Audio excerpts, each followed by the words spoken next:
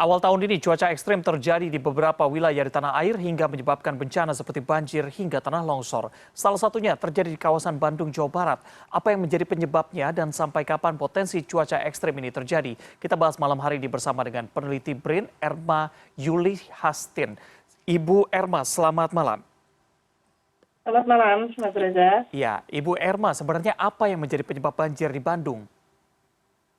Ya, tentunya yang pertama adalah ada eskalasi cuaca ekstrim yang terjadi di Bandung akhir-akhir ini ya, terutama pada tanggal 11 Januari kemarin, di mana hujan turun sekitar 100 milimeter. Dan ini kategori hujan ekstrim tentu saja begitu.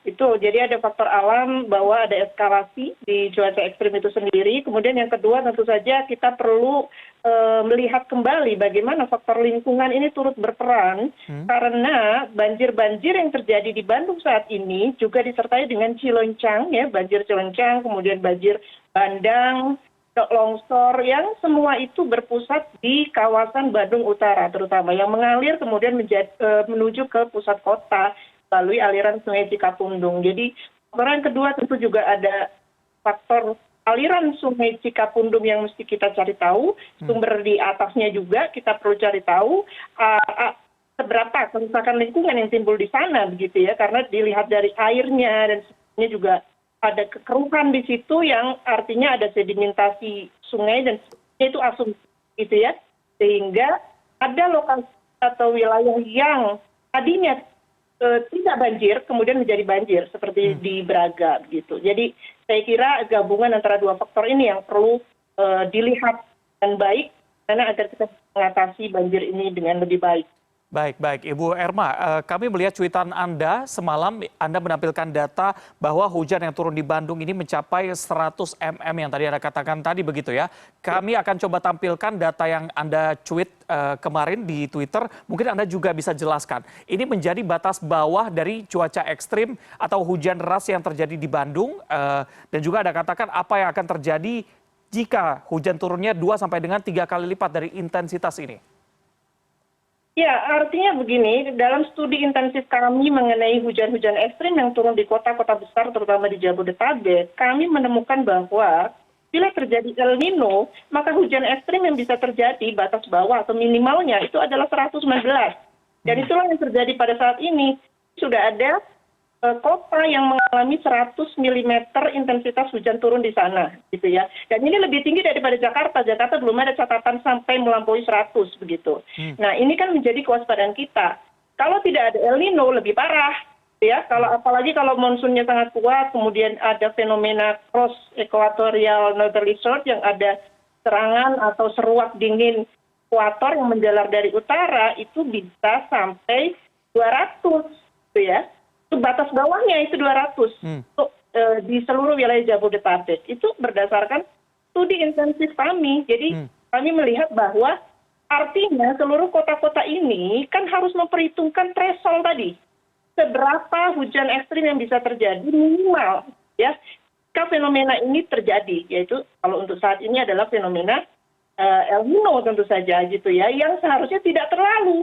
Gitu. Makanya saya katakan bahwa ini kalau tidak ada El Nino, kemudian nanti ada monsun yang mengalami penguatan dari utara, ini turunnya bisa 200. Gitu ya. Dalam histori kejadian hujan di Jakarta itu bisa sampai 500 gitu ya, 100 sekian gitu. Yang 2020 itu 266. Artinya kita ini belum loh gitu, belum mencapai tahap yang ekstrim tadi, dan masih ada bulan Januari, Februari yang mesti kita persiapkan, gitu kan? Siapa tahu gitu di hari tertentu hujan kemudian bisa ekstrim apabila ada faktor-faktor yang yang tergabung di dalamnya gitu ya, sehingga bisa memicu terjadinya hujan ekstrim tersebut. Oke, ini masih batas bawah saja sudah terjadi banjir di beberapa titik begitu. Bagaimana dengan intensitasnya lebih tinggi? Tapi tadi Anda katakan memang harus dipersiapkan untuk bulan Januari ini, Februari juga. Tapi dari hasil penelitian Anda sampai kapan kira-kira cuaca ekstrim ini akan terjadi? Ya, jadi kira Januari ini menjadi poin penting gitu ya. Beberapa kota akan mengalami semacam peningkatan cuaca ekstrim dan muaranya ke hujan ekstrim, intensitasnya maksud saya. Itu tentu saja gitu ya. Namun kemudian ada bulan Februari juga yang di dasarian pertama atau di awal tanggal 1 sampai 10 itu periode-periode yang juga intensif perlu kita persiapkan karena dapat terjadi si hujan ekstrim di periode tersebut. Artinya memang kalau belum keluar dari bulan Februari, maka kita masih ada puncak kedua setelah puncak pertama misalnya terlampaui. Untuk kategori Bandung misalnya kemarin itu anggaplah sebagai puncak yang pertama. Itu masih ada puncak yang kedua nih yang bisa turun di akhir-akhir Januari atau di awal Februari misalnya. Ini kan misalan gitu ya. Artinya selama periode 2 bulan ke depan sampai akhir Februari akan ada kemungkinan masih ada intensitas yang bisa tinggi daripada 100 mm inilah yang harus dipersiapkan. Tidak hanya untuk Kota Bandung, tapi saya kira karena studi kami areanya di Jabodetabek, maka kami juga meng-highlight gitu ya. Ingatkan untuk wilayah Jabodetabek agar mempersiapkan diri. Karena itu 119 mm itu bisa terjadi dan itu batas paling bawah gitu ya, dan yang bisa turun secara ekstrim di kawasan Jabodetabek gitu. Jadi saya kira sampai akhir Februari kita harus siap-siap. Harus waspada sampai dengan akhir Februari, terutama di Bandung, Jawa Barat dan juga Jabodetabek tadi Anda katakan. Tapi sebelumnya Anda juga sempat menyinggung soal El Nino begitu. Apakah memang cuaca ekstrim ini terpengaruh dari dampak El Nino tahun lalu? Ya, El Nino ini kan begini ya, ada semacam ambiguitas di El Nino gitu ya, menimbulkan dampak yang pertama adalah hari-hari kering yang kemudian akan meningkat sepanjang musim hujan itu akan ada hari-hari tidak hujannya. Namun kemudian konsekuensinya ketika hujan maka akan ekstrim dan intensitasnya. Kenapa? Karena pengaruh lokal akan sangat meningkat. Pengaruh lokal ini di-trigger dari mana? Dari pegunungan. Ada 2 gunung yang sangat berperan dalam hal ini kalau kita bicara soal hujan ekstrim yang bisa terjadi di Jabodetabek. Yang pertama adalah Gunung Salak. Ya, Gunung Salak artinya di Bogor. Jadi Bogor ini menjadi sentra bentukan hujan ekstrim dari gunung. Jadi akan jatuh ke Bogor dulu, kan? Nah, setelah di Bogor, kemudian akan ada gitu ya proses yang kita lihat selama ini itu pola cuaca ekstrimnya membentuk barisan hujan yang disebut dengan squall line. Di situ ada badainya. Nah, selalu barisan hujan atau pola squall line ini itu menuju ke arah utara, menuju Jakarta, tapi melewati Tangerang Selatan. Jadi Depok, Tangerang Selatan itu ya, bagian barat gitu. Kemudian sampai ke Tangerang di arah bandara gitu ya. Lalu seperti itu kita lihat. Berarti kan ini sudah ada pola-pola tertentu nih yang khas nih. Kalau El Nino berarti triggernya dari Bogor, kemudian dia akan menuju ke utara, bentuk seperti squall line. Dan itulah yang terjadi di Gunung Sindur, Puting Beliung. Hari ini juga ada petir ya, sambaran petir. Kalau nggak salah juga gitu, merusak gitu. Perlu dicek gitu ya kejadian hari ini. Karena polanya sama persis. Jadi dimulai itu dari pegunungan. Dan itu sesuai dengan teori. Gitu loh. Itu yang pertama. Kemudian yang kedua untuk Bandung, tentu saja Lembang jangan artinya jangan mengabaikan faktor gunung yang ada di utara yaitu di kawasan Lembang. Ini akan sangat penting gitu ya dalam mengalirkan hujan ekstrim di Bandung karena kami juga melakukan riset hujan ekstrim yang bisa terjadi di Bandung yang dialirkan dari gunung yang ada di utara ini.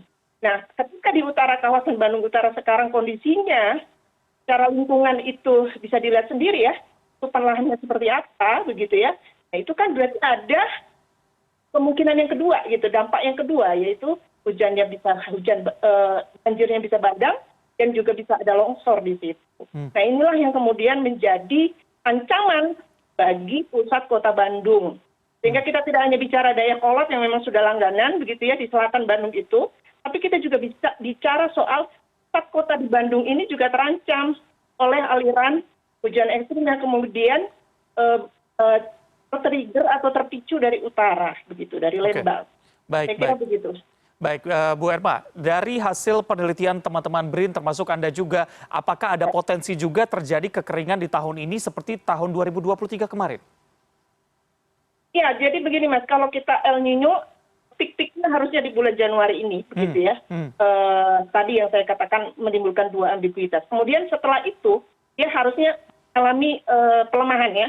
Setelah melewati Maret, April, Mei, kan diprediksi itu sampai bulan Mei, gitu ya, El Nino itu. Nah, persoalannya ketika masuk bulan Juni, itu masih ada 50-50. Yang pertama, dia akan menjadi netral. Kalau dia menjadi netral, maka kita akan masuk ke kemarau yang normal. Tapi yang kedua, dia bisa menjadi laninya. Kalau dia menjadi laninya, maka kan ada kondisi transisi menuju laninya. Kondisi transisi menuju laninya ini juga tidak mudah, karena masih ada sisa-sisa El Nino. Jadi meskipun tidak kering, ya kemaraunya di Juli Agustus nanti, gitu dibandingkan dengan 2023, tapi jangan abaikan bahwa kondisi di laut di dekat Papua itu sekarang memulai pendinginan baru dimulai sejak Desember. Artinya tentu saja gitu ya, kekeringan tetap akan berdampak di bagian timur. Karena sisa-sisa dari El Nino mengalami transisi, entah itu menuju normal atau netral, atau menuju ke La Nina. Artinya reduksi hujan itu masih bisa terjadi Maret, April, Mei. Karena masih El Nino gitu. Reduksi tadi kan defisit ya. Dan itu yang paling terpukul adalah sektor pertanian kalau kita bicara El Nino begitu. Baik. Soal kekeringan. Jadi masih berpotensi sampai bulan dan Mei. Masih ada potensi sampai dengan bulan Mei nanti. Lantas apa antisipasi yang harus dilakukan baik dari pemerintah maupun warga untuk mempersiapkan tadi apakah El Nino-nya akan berhenti digantikan dengan La Nina atau misalnya ini tetap berlanjut begitu? Ya, jadi karena masih ada 50-50, maka saya kira strategi dari pemerintah itu terus-menerus harus keep up to date tentunya, begitu ya. Karena ini, suhu bumi itu tercatat 2023 itu terpanas, ya. Lebihi 1,5 itu hari-hari 50% sepanjang 2023 itu menjadi tahun-tahun yang paling sering mengalami suhu lebih dari 1,5 derajat Celcius. Dan ini implikasinya macam-macam. Kemudian di tahun depan, di 2024, suhu lebih panas lagi diprediksi, begitu ya, oleh model global. Jadi artinya kita akan masuk di tahun 2024 yang sudah pas atau hampir mendekati benar, itu adalah suhunya. Karena suhunya sangat tinggi, maka itu men-trigger sebenarnya adalah El Nino yang persisten. Meskipun tidak sekuat tahun 2015, nah itu yang kita pikirkan. Karena itu hasil studi kami menunjukkan bahwa peningkatan suhu global itu paling sering akan terjadi El Nino ya dibanding La Nina. Tetapi kekuatan dari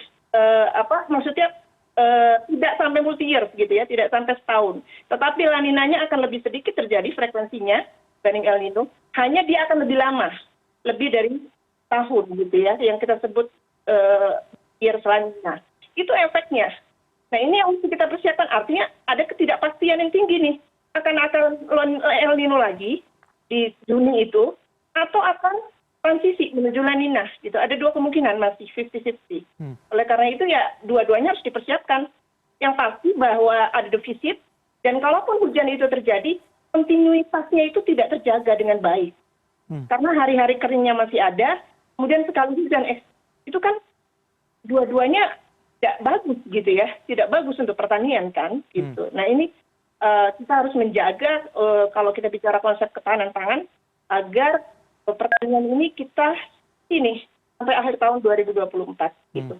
Oke, baik. Ini persiapan yang baik dibutuhkan. Terlebih tadi Anda katakan bahwa pemerintah harus up to date terhadap dengan dua kemungkinan tadi. Terima kasih sudah berbincang malam hari ini peneliti BRIN Erma Yuli Hastin. Selamat malam. Selamat malam, terima kasih.